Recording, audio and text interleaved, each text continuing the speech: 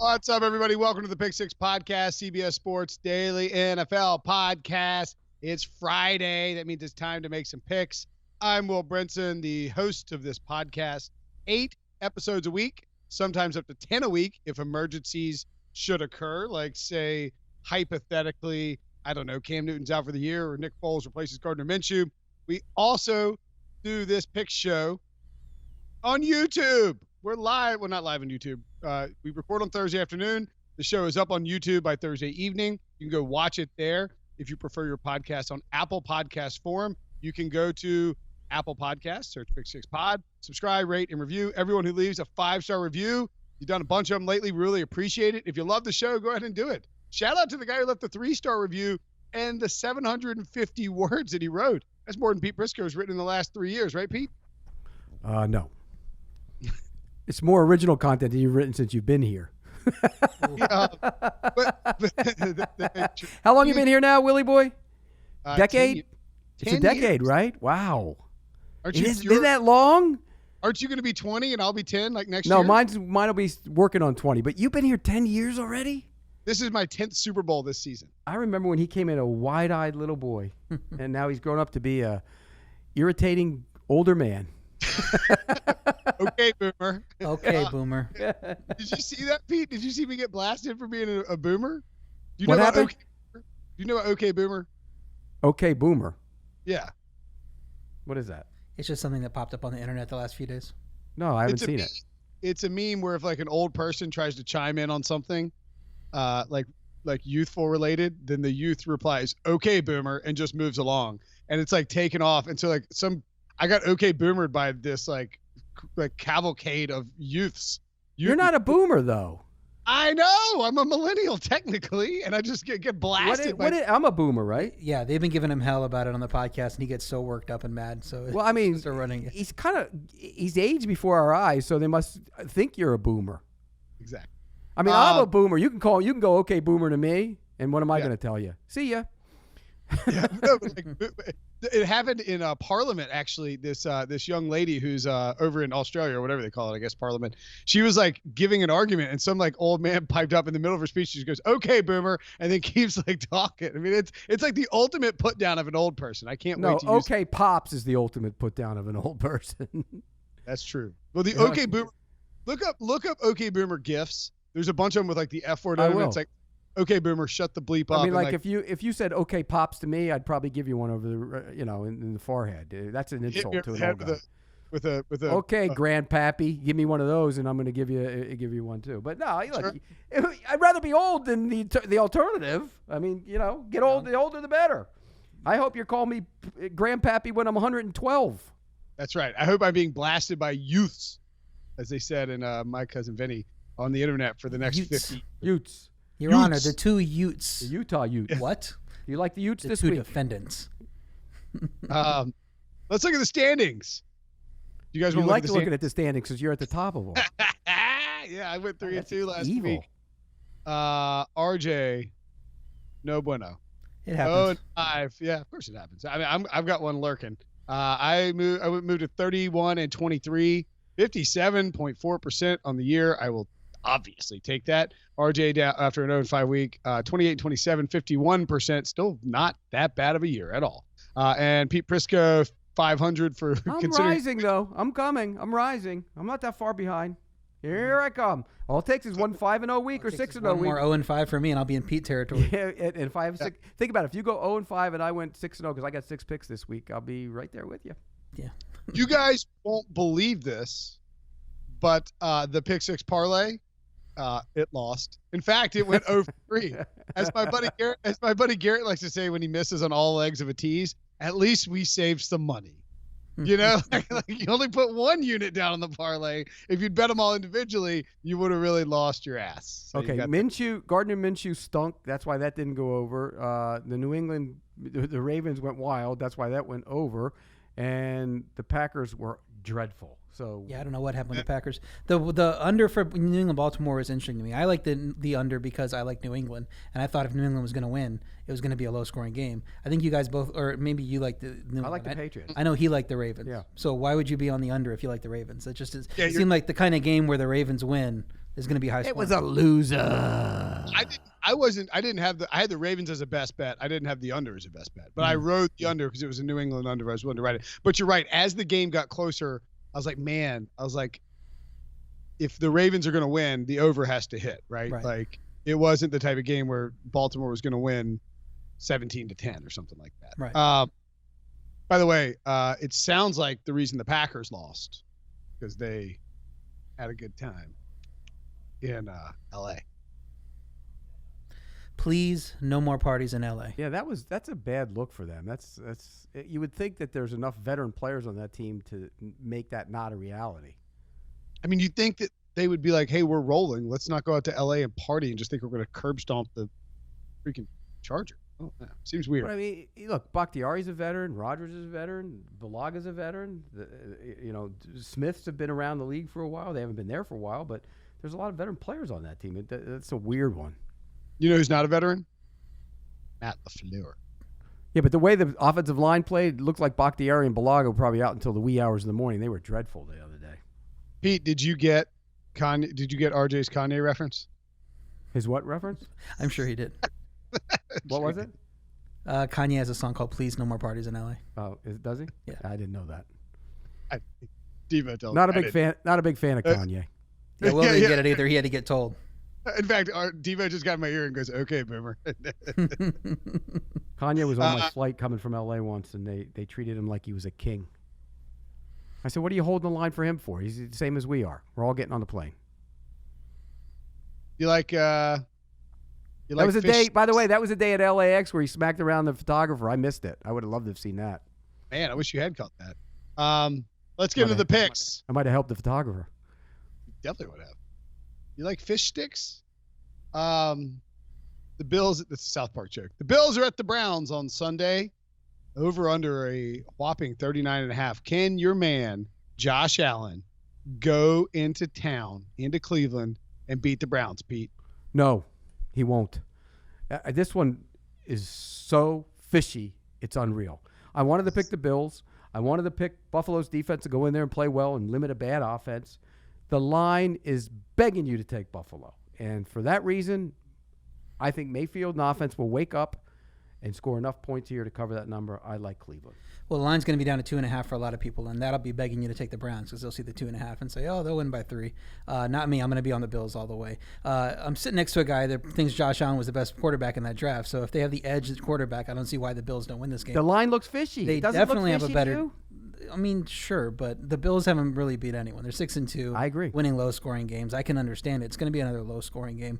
But low-scoring games favor the Bills. That's just how they win.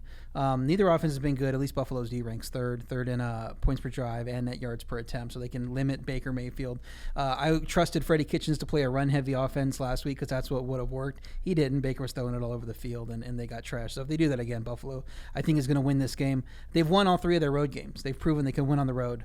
And I think that they can travel and do it again here. Cleveland's falling apart, obviously. Ugly loss in Denver. Off-field stuff. People, sniping at each other.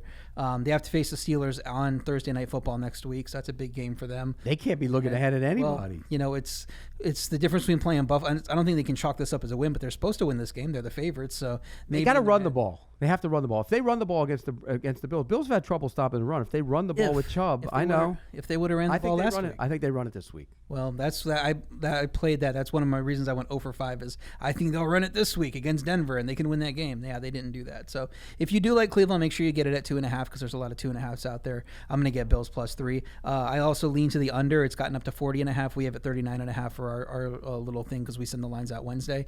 At 40.5, I like the under too because I think it's going to be a little. I would take the under as well. So if Will likes that, we could throw that in the parlay. I'm down for that. I think that this is going to be run heavy on both sides of the ball. I would expect that Devin Singletary gets over 20 carries again for the Bills. I would expect that Nick Chubb. Look, here's what I think that this game is going to be. You remember, was it week 4 or whatever when the Browns went to Baltimore and they were struggling and they show up and Nick Chubb has an enormous game against a defense that was still kind of finding itself. Maybe wasn't great against the run. Maybe still isn't great against the run. And he blows up for big yardage and the Browns put up a 40-burger. I think we are going to see a spike this week from the Browns like that, and I think we're going to see maybe 2 more for the rest of the season. They're going to be very inconsistent, but they're going to have these big games. And I think one of them is coming this week. I don't know if they'll score 40 points. I don't think they'll score 40 points, but I think that defense can do enough to slow down the Bills, get engaged in a rock fight, and let Nick Chubb and Kareem Hunt, who's supposed to get a lot of carries this week, run the ball effectively. I think this is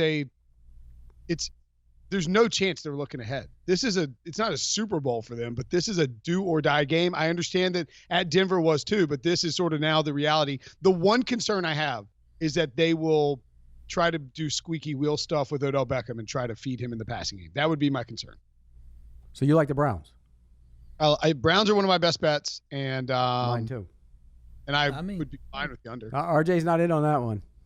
You want to take the under? Maybe after last week you should come in for the ride. Yeah, no, I'm good.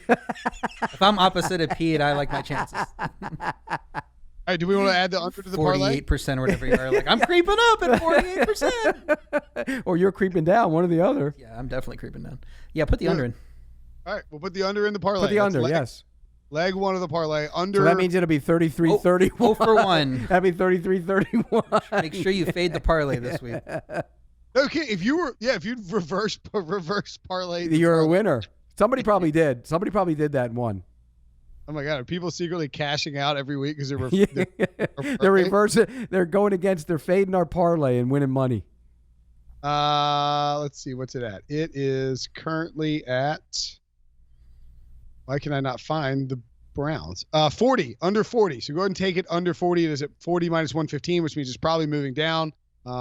And look, you can buy the Browns. They're at minus 3 plus 100 right now. So you could buy them down to minus 2.5 if you want it as well. Or take minus 3 even money, whatever you want to do. Uh-oh. We got one that we all like. You know, the last time we had a game that we all liked before we started doing the podcast, like we all agreed on it independently. It was the Panthers at the 49ers. So, that was a bad one. And we were all like, take the money line too, guys. Yeah, jump on that. It was over by the time you looked up after the first quarter. It was done. This one won't be. You know why? It's a big game. It's a big game on Sunday night. We know it's going to happen. You can just predict it right now. The Cowboys are going to win this game because Kirk Cousins will play poorly in it. And I think the offense of Dallas came alive the other night. I saw some good things out of the offense. They're healthy now. The offensive line's getting back to where it was. I think they're going to run the football a little bit, throw over the top. And the pass rush, Michael Bennett added some juice to that pass rush. Kirk Cousins will not have a good outing. I'll take the Cowboys. Yeah, but for the people watching YouTube, we threw his stats and big games off the screen. His record's terrible, but his stats are actually pretty good. So it makes me wonder, is there something else? Throws a lot of interceptions, though. It's like 16 interceptions, 35 touchdowns. Yeah. I mean, you'll take that, in 19 games. Yeah. So I don't know. Maybe is it Zimmer? Maybe is it the defense? I'm not sure which way. Vikings won't have Thielen in this game. That's a big part of their offense. Dallas offense is rolling. Number 1 in DVOA, number 2 in points per drive. That Minnesota D got carved up by another couple other good offenses on the road, Kansas City, Detroit. So I can see the Cowboys doing that again. And Cowboys thrive in prime time. Last 13 games over the past 3 years, 9-3-1 against the spread in prime time. Their defense has allowed more than 20 points only twice in that span. So defense can come in, hold down Cousins, even if Cousins has a solid game. He's not going to put up a lot of points because that's just not what they do in prime time. And then the Cowboys can run away with it. And consecutive road games for the it's kind of offset by the fact that the Cowboys played a Monday nighter, but it's still consecutive road games for the Vikings. Mm-hmm. I also thought one of the things that makes me like Dallas here, Dalvin Cook, the offensive approach, and RJ, I think I saw you tweet this out on you are at RJ White 1 on Twitter. RJ goes back through and does a bunch of game rewind tweets, and I agree with you. The offense for the Vikings completely lacked creativity in the first half against the Chiefs. I mean, and I understand the Chiefs' interior defense with Chris Jones back was playing a lot better, but this is a spot where you have no Patrick Mahomes. You're on the road. If you can get a lead, you can run downhill with Dalvin Cook. And they just ran into the line of scrimmage like over and over. They didn't get Dalvin Cook outside on the edge, which is where he thrives, turning that corner. They didn't swing the ball out to him. And if they tried, maybe he dropped one. Kirk Cousins was sailing passes high. There's a little bit of wind in there. And I just worry a little bit that we might see something similar against Dallas, and you can't just run into Dallas's offensive line. Michael Bennett now there. You get the pass rush. He's great against. Pat Elflein is so bad at guard. It's unbelievable. He is tiny. And I told you, remember I said that in the preseason when I went up there. I said I looked at their line, and they're tiny. And he's tiny. And he gets abused, and he can't get anybody. He can't get any movement. He holds all the time. That's going to be a problem for them as they move on through the season. Yeah, like Brinson was saying, the way they started that game last week, it was pass, punt with 3 incomplete passes. And the first one was a short out to the left, sailed right over the guy's head. And at that point, it's like, okay, something's wrong with Cousins. Like, run the ball. And they just wouldn't do it. The first half, they just got their butts beat because they're throwing. And they were lucky to keep it a close game, I thought, because he just didn't look good at all. And yeah, look, Dallas's defensive line's playing really well. I mean, Robert Quinn. They play well with the lead, and that's the important thing here. They're a lead line because they're not big, but they can rush the passer when they have a lead, and I think that's important in this game. I think they'll get the lead, so I do think it's going to be tough sledding for Cousins. It sets up for a potential blowout on Sunday night, I think is what it reminds you. And look, like Minnesota's secondary is better than the Philadelphia Eagles secondary, obviously, but Xavier Rhodes is not playing well this year. He's played awful. Yeah, and Harrison Smith, I love Harrison Smith, but he hasn't played to his level of expectations either. So that's 2 of their prime guys in that secondary. They haven't played up to it. And I do worry about Amari Cooper's health. Amari Cooper's that's a worry thing. So if they're missing him, then you gotta throw one, your good corner on Michael Gallup, and then how are you moving the ball at that point? So maybe it's just a big Zeke and versus Cook game. Might be that. Maybe what's that? That over under is like 48. That could go on. Yeah. Well, Dallas is scoring a lot though, so I would think so. Yeah. Okay. Right. Just saying. So we're all on Dallas, right? So Browns under the Cowboys. You can lock it in. We will not have a lock from this game, but we all have best bets. The Chiefs -3.5. By the way, the line for the Cowboys game, I didn't read it because Pete sensed it in his head. The Cowboys -3 hosting the Vikings, over under 47.5. Next game up, Chiefs -3 on the road. And this line is probably now closer. If you remember, we use the Westgate Superbook lines for this because they lock in on Wednesday night. We do the podcast on Thursday. Makes a lot of sense. There's not going to be any movement on those lines. However, if you want to bet on this game, you are likely staring at -5.5 for even 6.5. Maybe 6.5. Which I love even more. As do I. I'm on the other side. I'm on the other side. I think the last 3 times that the Titans have played them, they beat them. And how they beat them?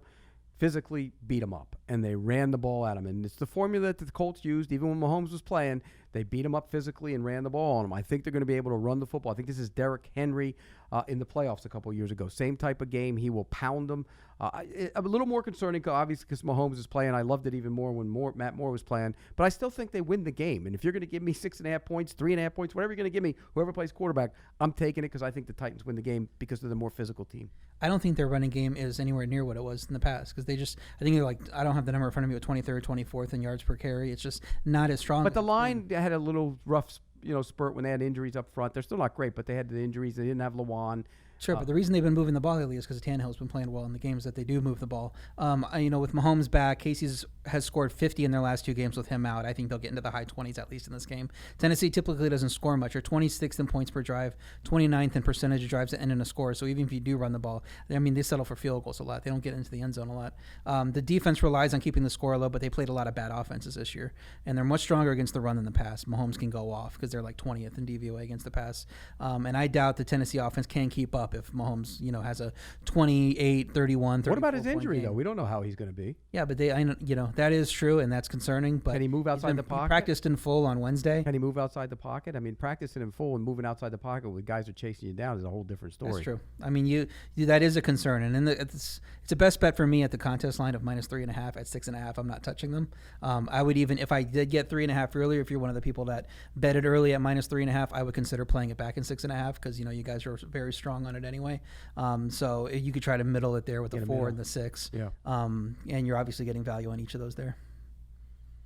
I like the Titans. I think the Titans are going to win outright. I said when Patrick Mahomes, actually before Patrick Mahomes went down, when he was hobbled against the Colts, we've seen the formula for a team that can beat this Chiefs team.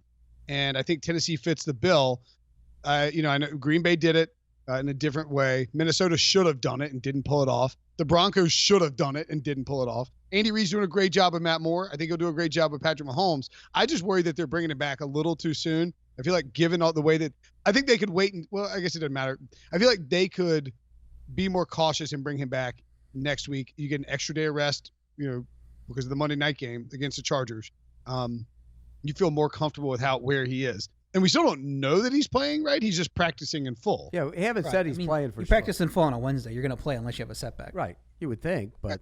One would think so. But anyway, I think Tennessee wins this outright. I think they run the ball effectively. I hope he plays because I'm going to get more points out of that if he plays. I hope he does play. Let's just be clear.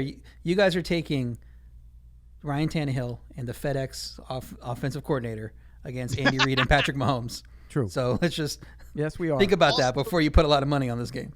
Also, Pete and I are kind of stupid because we're only getting the 3.5 here. I don't like the fact that you're on the same side with me, Brinson, because I need you to go rotten. Why? So I can catch you. You got weeks. You got weeks in playoffs. Yeah, we don't have many weeks left. We only have 7 more weeks. You believe that? There's only 7 more weeks left. It's shrinking. Hard to believe. Time flies when you're having fun. Are we stupid for taking the 3.5? No. They're going to win the game outright. So no. I think they are too, but it is annoying that it's now like 6.5. Anyway, moving along. Cardinals at the Buccaneers. We also all have a best bet on this game too. Oh, wow. By the way, RJ and I head-to-head on one game so far. Go ahead and make it 2. Cardinals at Bucs. Bucs minus 4.5. Over under 52. Bruce Arians back-to-back revenge games. I think the Cardinals are getting too many points here. 4.5, please. This should be 3. Bucs can't stop anybody in a passing offense. The Cardinals can pass. Kyler Murray playing well enough. They're chunking the ball all over the place. This should be a shootout, right, Pete? That's why I have it. I have it as an over as the best bet. I think this game's going to be in the 30s probably for one of the winners and maybe even for both teams. I do think the Bucs will win the game. I don't know if they'll cover that number, but I think they'll win the game. I think this game is going way past 52. Both teams can throw. Jameis Winston, when he doesn't turn the ball over, is putting up unreal numbers, and those receivers are playing great. Mike Evans can go over 150 for the 3rd straight week. I know they'll try and put Patrick Peterson on him. Patrick Peterson was bad last week. I think this is an opportunity for both teams to score points. I like the over. Yeah, my best bet's the Bucs. It's a huge game for Arians against his former team, like Brinson said. I expect the players bring it. They like to get, usually in those spots, try to get the win for the coach, against his old team. Tampa Bay D is elite versus the run, as I say every week. And Arizona's offense is built around the run. Brinson said he thinks they could throw it around. I mean, Kyler Murray has like 9 passing touchdowns. They really move the ball by running it with Chase Edmonds, with David Johnson, with whoever's in there. And then when they get their passes, they get it off that. If Tampa can slow down the run, I don't know that the Arizona passing offense is going to work as well. Tampa Bay's offense can win against Arizona D, that's 28th against the pass, allowed 24 touchdowns, just 2 interceptions, 30th in turnover percentage. And as long as Tampa offense protects the ball, like Pete said, they're going to have success. And they did that better last week. They got whatever issues they had with the receivers running the wrong routes. They got that ironed out. Arizona's 3 wins are versus teams all in the bottom 6 at DVOA. And Tampa's not that bad. They're a middle-of-the-road team, 18th in DVOA. I think the Bucs win this game. 4.5 isn't that much to scare me away from them, so that's why I'm laying it. Tampa Bay is 16th in DVOA, the number 1 team in DVOA against the run, and the 26th team in DVOA against the pass. It's like the hot new phrase in fantasy football, Pete. They're a pass funnel defense. They're what? A pass funnel defense. What about it? That's just what they're called. Okay. You like the phrase? Pass funnel? Pass funnel. Okay. I like it. It's creative. Like funnel. Okay, Boomer. I just think. Call me okay, Pops. Okay, Pops. I think this game will get down. Maybe it won't get down to 3. I think it can get down to 4, 3.5. Here's my big thing with this. The Cardinals should have covered against the Saints, except the Saints defense is good and prevented a backdoor. I don't think Tampa's defense will prevent a backdoor cover. So even if they're up 10 points, I like Arizona to storm in at the last second and rip your heart out. RJ. So you two disagree. Right. And I'm on the over. We talk about fake results. Tampa, Tennessee. That was a Tampa. It should have been a Tampa win, and the refs blew that play dead. But even besides that, I mean, the stats clearly favor Tampa in that game. So I mean, if you flip the result of that game just based on what you saw from the stats, Tampa's on a lot better streak right now, and Tennessee's not. Should have won this. They should have won in Seattle last week too. Technically. I mean, yeah, that was a close game. Yeah. Yeah, it sounds like a team that's poorly coached, about to get ravaged by his old team. The Rams -3. I'm just kidding. I don't call Bruce Arians poorly coached to his face. Yeah. I will not. He punched me. Absolutely. Or like break a beer bottle over my head or something. Rams -3.5. If Pete was a coach, he'd be Bruce Arians. Rams -3.5. Rams -3.5 at Steelers over under 44. Pete, looks like you and I are head to head here. I like the Steelers. I think I know the Rams got their offense cranked up a little bit before the bye. The bye didn't come at a good time. Cooks isn't there with the head injury. That's concerning to me. This Pittsburgh defense is starting to play good football. I think Minka Fitzpatrick has added a nice dimension to the back end. I think the down guys are outstanding. They're going to be tough to run the ball on them in this game. I'm not enamored with the Steelers' offense, but their offensive line has started to play better. The left side of that line had a bad start to the season. Villanueva and Foster both had problems. They picked it up in the last couple of weeks. I do believe that they're going to be able to run the football a little bit against the Rams. Remember, and even if Connor's not there, the Rams are little, and you can push them around a little bit. I think that'll take the pressure off. I'm leaning to the Steelers. I think they win the game outright. I want to believe in the Steelers, too. Their defense is playing well, 5th in DVOA, 1st in turnover percentage. That offense, Joe, I just can't get over how, that they are not playing well unless they play against terrible teams with terrible defenses, Miami, Cincinnati. They're 20th in DVOA overall. The Rams offense started slow, but they played really well in 4 of their last 5. The only outlier, that embarrassing San Francisco game where the offense had 3 yards of offense or whatever that low number was.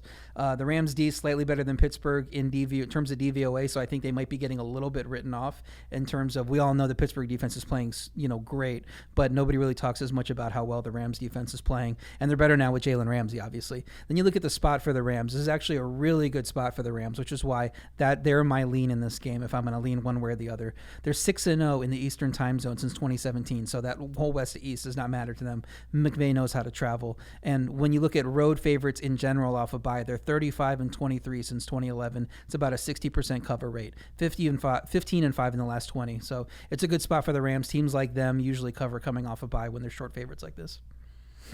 Sean McVay, short sample size, 2-0 after the bye, 81 points scored in the 2 years. Now look, who did they play against in those 2 games? Who are the 2 games? Were they against good football teams? No, they weren't against good football teams. Okay, well, you read it. Who were they against, Brinson? Last year, they were a 10.5 point favorite at Detroit and beat the Lions 30-16. And the year before, they were a 5.5 point favorite in New York against the Giants and beat them 51-17. And both those teams ended up being bad, if I'm right. The Lions weren't good, and the Giants weren't good that year. Spoiler alert: the Steelers are bad. They're not bad. Are they not? They're good on defense. My Super Bowl Steelers are not bad. They're good on defense. They're pretty good. You feel good still about your Steelers-Vikings pick, don't you? No. If I had to pick, it'd be Patriots-Packers like you. Maybe that might be the only thing I get right all year. You get like 30% of your picks, and then I get the Super Bowl right. And Dalvin Cook leading the league in rushing. That's it. That's the extent of it. I hope you're right on that one, man. That'll pay for some of my L's. Yeah, that'll pay good, huh? It'll be good. It's not looking good though. He's only like 13 yards ahead of McCaffrey with one more game. I know it's iffy. So McCaffrey's gonna blow by him. Yeah, but McCaffrey only gets to play the Falcons twice more. Yeah. All right, next game on the docket. I have the Steelers beat as the Rams. Oh, the Falcons. Looky. A little Thanksgiving preview. How exciting. The Falcons head to New Orleans to play the Saints. The Saints are minus 13 in this divisional rivalry game. The over-under is 51.5. Isn't it crazy that over-under is lower than Bucs Cardinals? Pete, you think it's too low, don't you? Going way over on this one. It's going way over. These two teams, look, Atlanta got a lot of junk yards against Seattle, but they got them without Matt Ryan. Matt Ryan's going to be back. I do think the Saints defense obviously is pretty good, but I just think there's going to be points scored. I think Drew Brees is going to go up and down the field. I think the Falcons will score. I think the Saints will win the game. I don't think they're covering the 13, but I'm taking the over as my best bet. I like Atlanta plus the points, but I'm taking the over as my best bet. I do like the over too. You can get it at 51, so obviously shop around and get it at 51 so you can get that extra half point. It's a lot of points for a division game between two teams that know each other well, so I would also lean to the plus 13, assuming Matt Ryan's back. Matt Ryan is back, obviously, and we don't know for sure whether he's going to play. That offense can move the ball. They had 510 yards of offense with Matt Schaub at quarterback. They would have had the same with Matt Ryan. It's not like that's a downgrade at all. New Orleans D has been playing really well over the last 5, but they still have 5 games on the year allowing 24 or more points, so they can give up points even though the defense has not given up a lot of yards. Ryan's capable of covering through the back door if we need it. Quality passing attack, a lot of great receivers, so if they're down 38-20, they're going to get that last touchdown and get us over the line. So over is the best play for me also. Atlanta D is worst in percentage of drives with a score, worst in turnover percentage. They're just going to get thrown all over by Drew Brees coming off a bye. So I'm thinking something like 37-27, 34-24, something like that.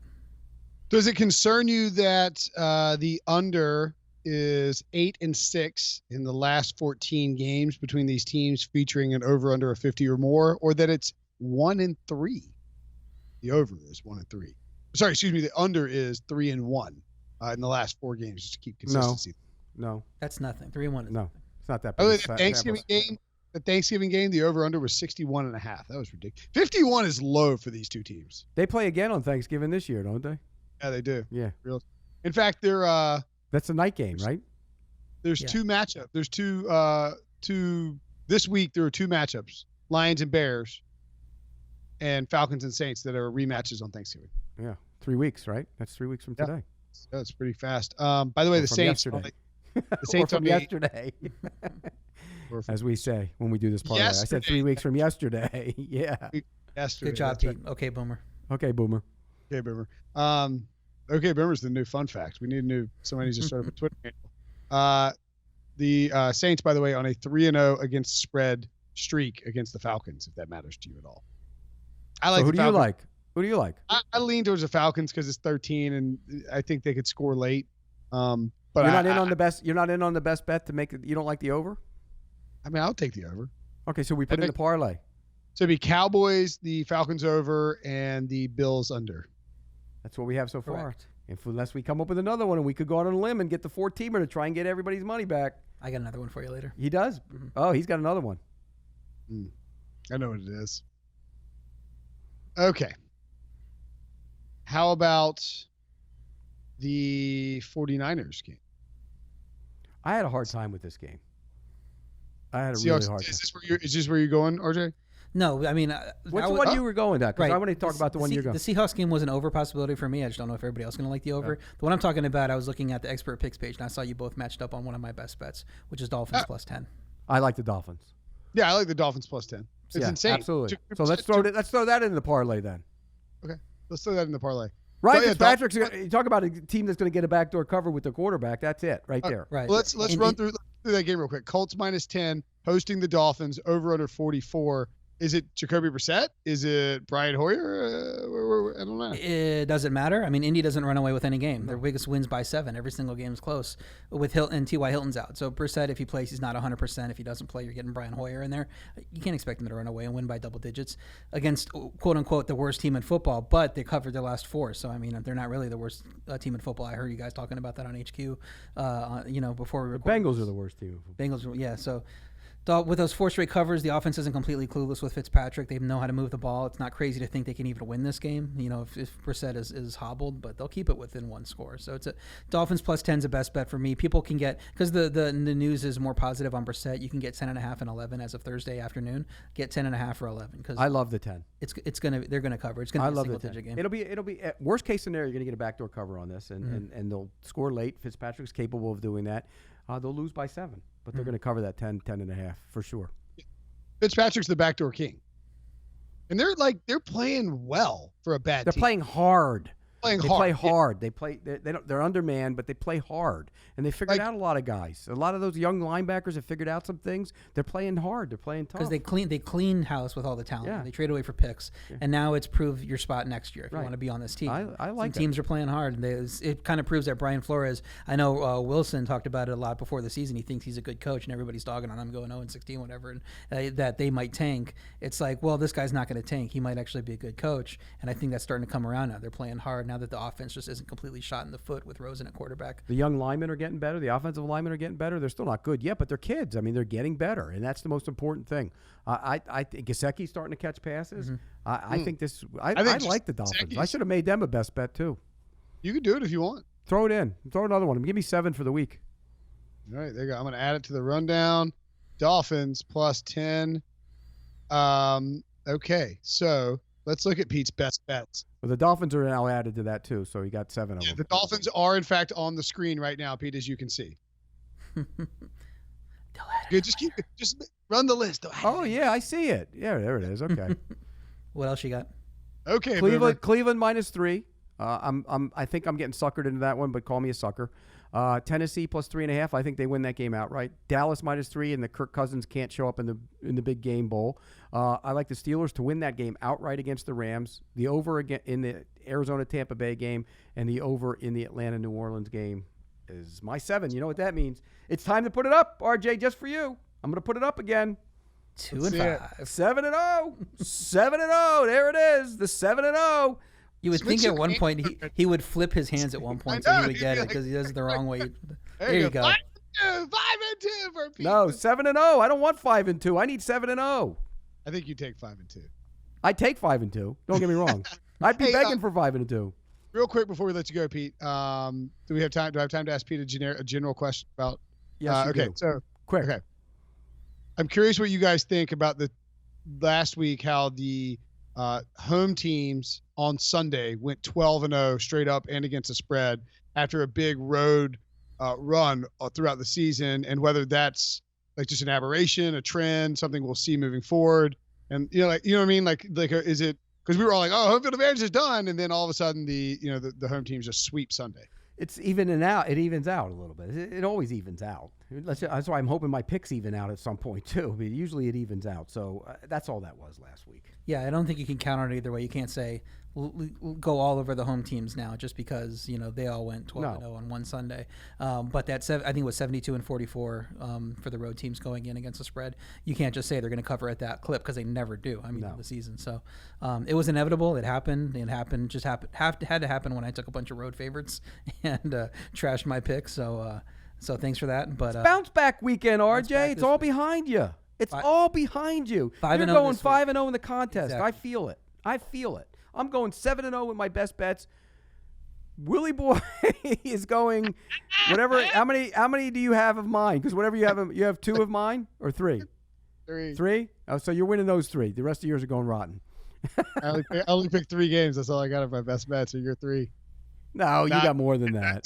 I got 6. You usually have a scroll full of best bets. What are you talking about? What was it 8 one week? Yeah, that was greedy. I snuck out 4 and 4. RJ, where are you at in the super contest? Tied for around 800 and something. Top 25 to 30%. There's 3,300 people in it. So I'm 24 and 21 record. If I can get a good 5-0, I'll be at 50%. This week, it's all behind you. The rottenness is all behind us. 5-0 this week, 3 and whatever you going, and 7-0 with my best bets. Oh, you want me to go rotten? You want me to go? No, I don't think you're going rotten. I just think you're winning your 3. I don't want to say it. How many? I'm not saying you're going rotten. I'm not going to say that because every time I say it, he goes like 8-0. Right. I know. That's why I want you to say I'm going rotten. Nope. Okay. All right. Let's get out of here. All right. Pete, it's always fun. We'll talk to you next week. I'll see you on Sunday afternoon about halftime, buddy. At halftime. HQ. Me, CBS, you and Jamie Eisenberg at halftime.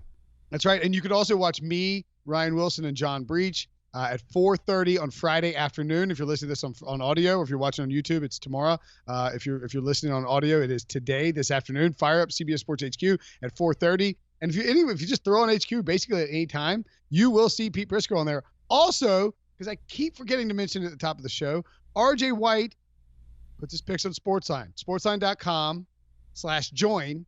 Use promo code WHITE, and you get your first month for $1. Check all that stuff out. And Pete, have a great weekend, buddy. All right. See you guys.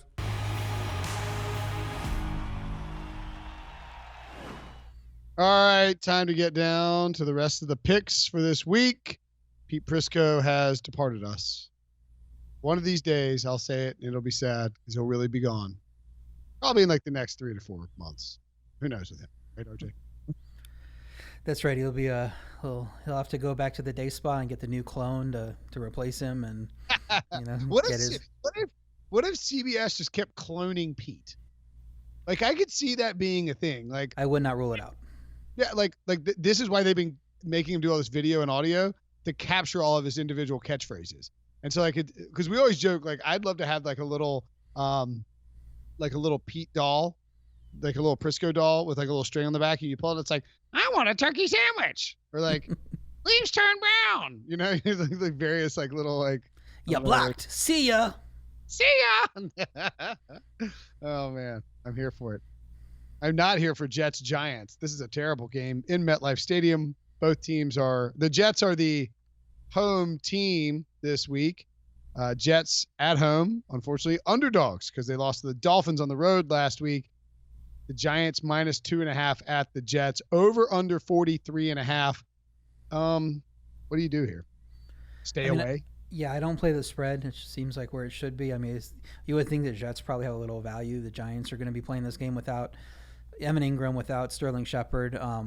So the spread stay away here, but I do like the under a little bit. It's up to 44.5 on the market as of Thursday afternoon. We sent our lines out at 43.5, so that's why I was just leaning to it. But at 44.5, I like it a little bit better. Jets offense ranks 32nd in a bunch of categories, including DVOA by a mile. You can't trust them even against a bad defense, and Giants fans know that their defense is pretty bad. Giants have at least been competitive in recent games, but yeah, with that offense missing its 2 key pass catchers, it's going to be a lot of Saquon. It's going to be a lot of Darnold, hoping he doesn't see ghosts. And I don't know, low-scoring game. Lean to the Giants covering, but under's a better bet. I mean, lean to the Jets covering, but under's a better bet. Do you worry at all about the black cat effect of the feline who strolled on the field? Also, I thought it was very odd, and this is not a broadcast criticism at all, but I thought it was very odd, and I forgot to mention this in the Monday Night Recap, that like as the cat's strolling out, Joe Tessitore was like, "What does this mean for the Cowboys?" It's like, what about the Giants? They're on offense, and it's their stadium, and there's a black cat wandering around. Like, if a ghost was strolling through the stadium, you wouldn't be like, is this ghost coming to get Dak Prescott? I don't know. I don't know why he thought it would be coming to get the Cowboys. I thought it was weird. Yeah, it was actually the first thing that factored into my handicap of this game. I thought the black cat, and then I went from there. I knew you were not as pragmatic as you claim to be, RJ. I like the Giants, I guess, but those injuries do worry me. I think I would lean Giants. You know what? I'll just lean whichever way the public isn't going. I'll just go the opposite way and just hope that that's one of those games. I like I like Sam Darnold more than Daniel Jones, but maybe Daniel Jones more than Sam Darnold right now. I do think this could be a Leonard Williams revenge game. I mean, this team traded him 2 weeks ago in the same city to the team that plays in the same stadium. And now he's going up against a bad offensive line. He gets to wreck shop against his old quarterback pal. So I wouldn't be surprised if he had a couple sacks. And I thought he actually looked really good against the Cowboys. Yeah, he's a good player, obviously, and there were mitigating factors to trading him, but he was a top 3 pick for a reason. So they got a good player at a discount. I think he was actually was he 6? I'm sure he wasn't top. Was he 6? I don't know. Maybe he was 6. I thought he was 6. Yeah, because that was the thing is like the Jets were like, you got to take Leonard Williams. He should have been top 3. Right. He was a top 3 ranked prospect, but he fell to 6. Yeah. And by the way, he's only 25 years old. So yeah, just bet on this game. Bet on Maximum Sadness because it's Giants and the Jets at MetLife. So, however you can figure out to bet Maximum Sadness, do that. You can wager on me not watching a minute of that game. How about that? Until the last. Actually, you know what? I will. That's a lie. I will have it on like queued up on like my third TV, and when that game inevitably comes down to like a bunch of shenanigans in the final 2 minutes of it, I will be jumping on it and watching it and enjoying the. Daniel Jones sacked. Jamal Adams scoops it up, and it's a touchdown. Jets are back in this game.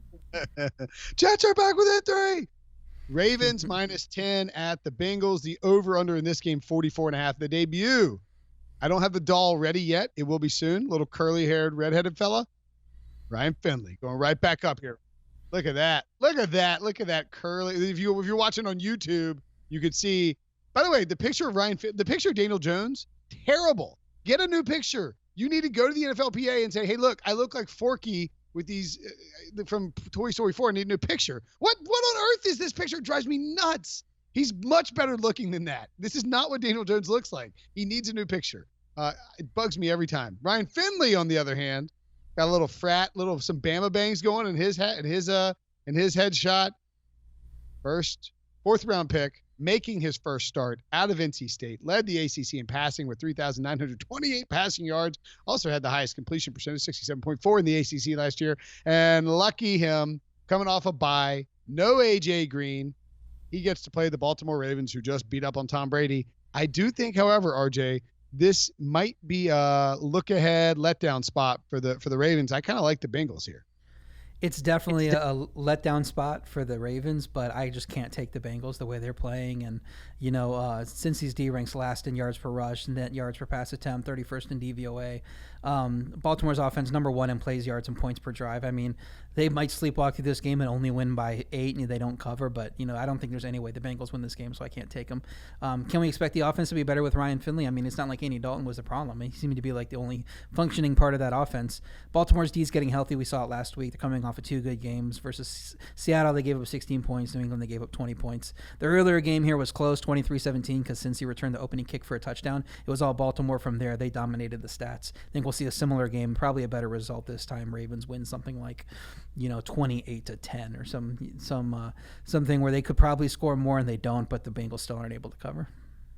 The biggest concern I have in taking, look, the public saw the Ravens beat the Patriots.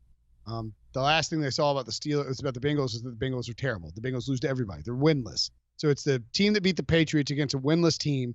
Only 10 points. With your rookie quarterback, no AJ Green. It reeks of a spot to take the Bengals, but I'm with you.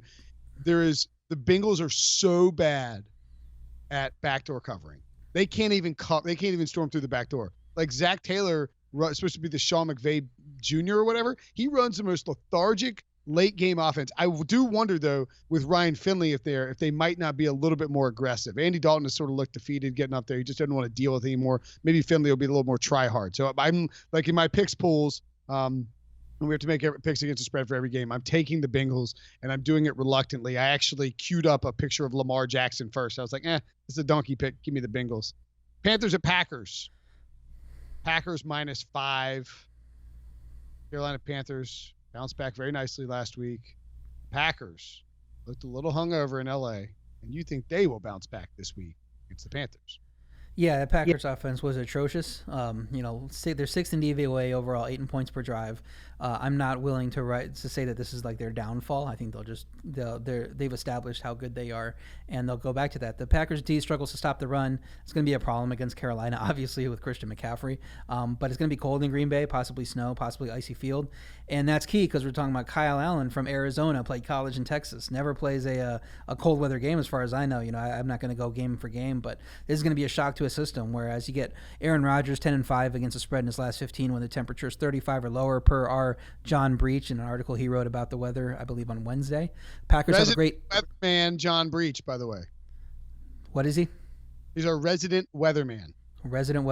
Resident meteorologist. So the Packers have a great home field advantage. I've talked about it. You should give them at least 3.5, maybe even 4 for their home field. So they don't have to be that much better than Carolina to have value here at -5. And you might actually be able to get it a little lower. I think it's probably going to go up before it goes down. But if you have confidence it's going to go down, you can wait. But I'm starting to see some 5.5s out there. So if you can get it at 5, I just take it at 5. They're going to be a teasable team for me. Tease them down to around and pick them when we're talking about teasers. If they do get 5.5, 6. So I like the Packers. I think they're going to win and cover. They'll bounce back here. I didn't want to make the, I was wrong. I took the Titans last week. That was stupid. You told me to take the Panthers. Did you take the Titans or the Panthers? I took the Panthers, not as the best bet, but. Right, but you leaned to, you talked me into the Panthers and I just kind of zigged back at the last second. You had me leaning that way. I should have followed through. Panthers are a better team.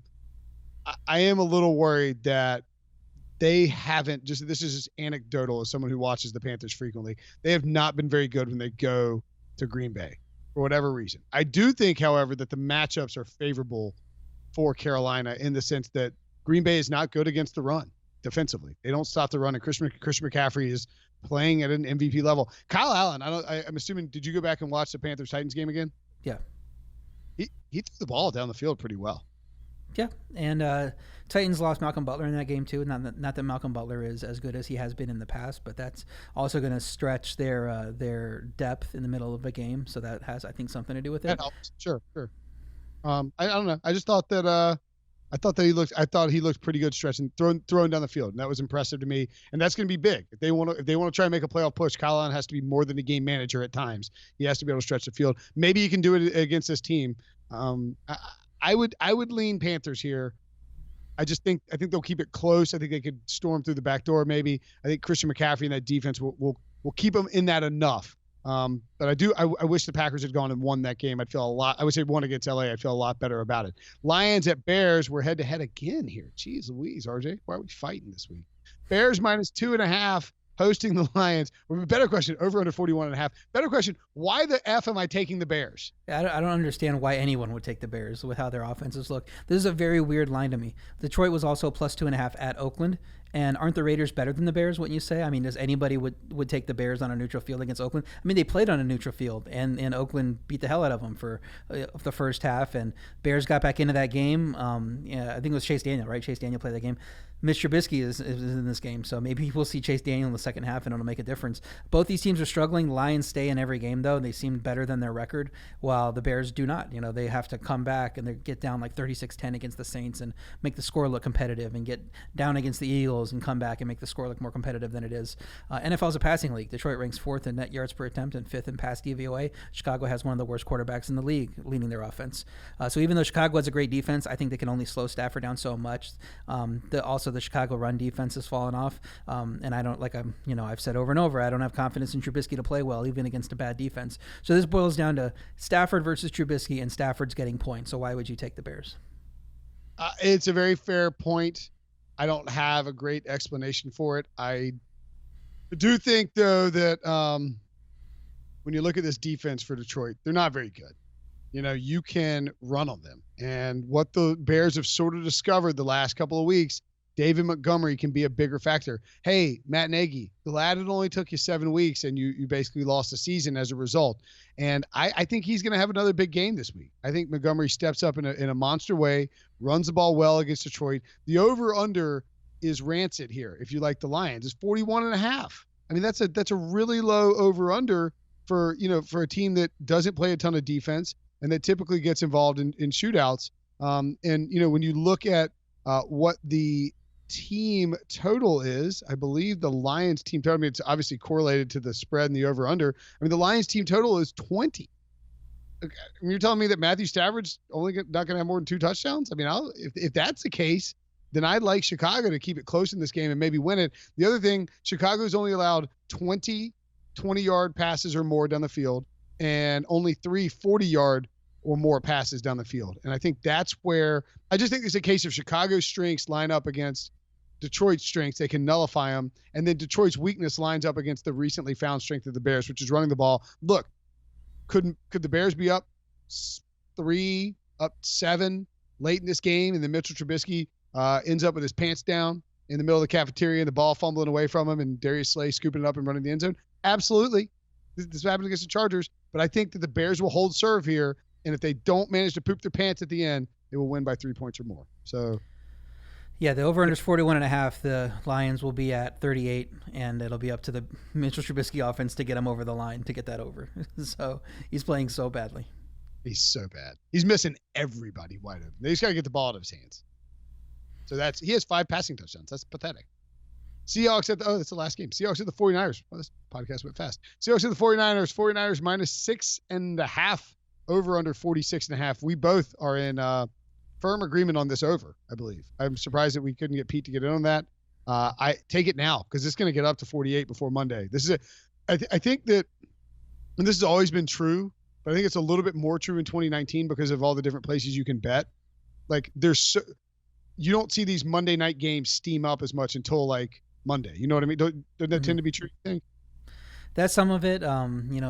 People might be getting frustrated because the books have been winning Sunday after Sunday. So, maybe you just cut your losses and don't bet on the Monday game. It's also an ugly game. Seen a lot of big spreads because we'll get like the Dolphins playing on a Monday and teams like that. This is an actual good game. So I think we treat this more like a Sunday night game where we do see some action on it. I think the spots favor San Francisco. They're coming off long rest. Seattle's just played an overtime game, but plus 6.5 with Russell Wilson. You just got to take Russell Wilson and imagine that he's going to keep that game close. San Francisco has the number 1 pass D per DVOA. Seattle has the number 1 pass offense. So some of that's going to cancel out. I don't think you can completely slow down Russell Wilson in the passing game, and that opened up last week. It worked. They were throwing the ball all over the place.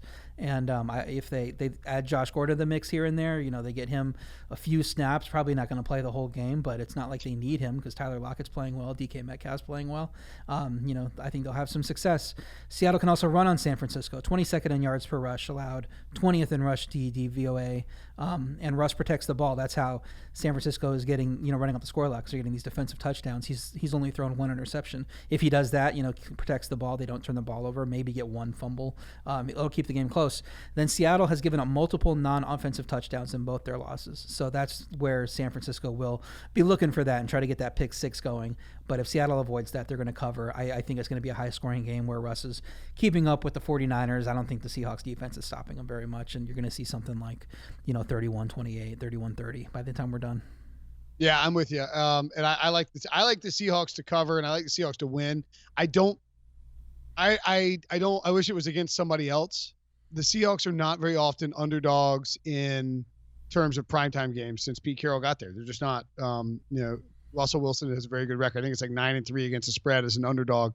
They're also like 13-4 against the spread, I think, as underdogs in NFC West matchups. So they do very well. It might not be 13. I apologize. I wrote it down in my picks column. I just don't have it in front of me. But they've done very well as in against us. They're like at 70% against the spread when Russ is an underdog in primetime, and 70% against the spread when they're underdogs in NFC West games, because it just doesn't happen very often, and they're good at covering those spots. And Russell, this is a huge game for the Seahawks. Mm-hmm. I mean, it's on the road, and the 49ers are pretty big favorites, but this is an enormous game for the Seahawks to try and stay in that race. If they get bludgeoned here, it's going to be a little hit or miss for them in terms of making the playoffs, especially if the Rams go to Pittsburgh and win. I'll take the Seahawks on the money line, frankly. Pete's best bets. Titans plus 3.5.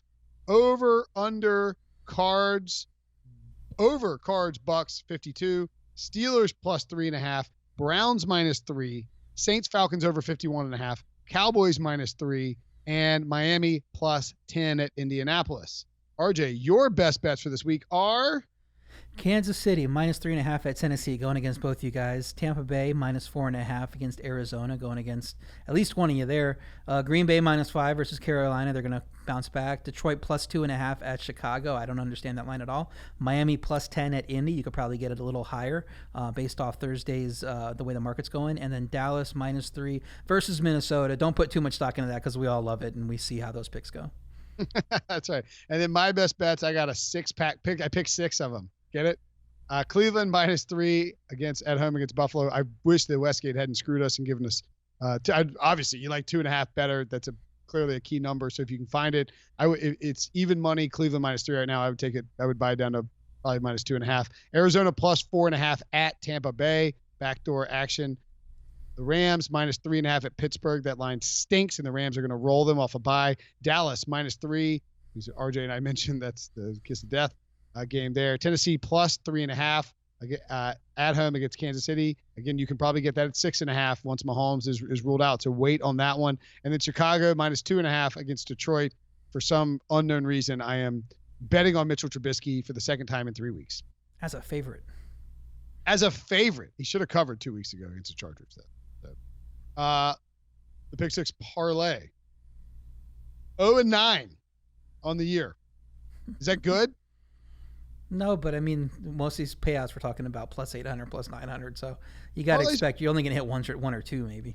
But like now at this point, we've just like ratcheted it down where we're just taking like 3 games against the spread and just trying to get it. Like we're going to move to like what we should do?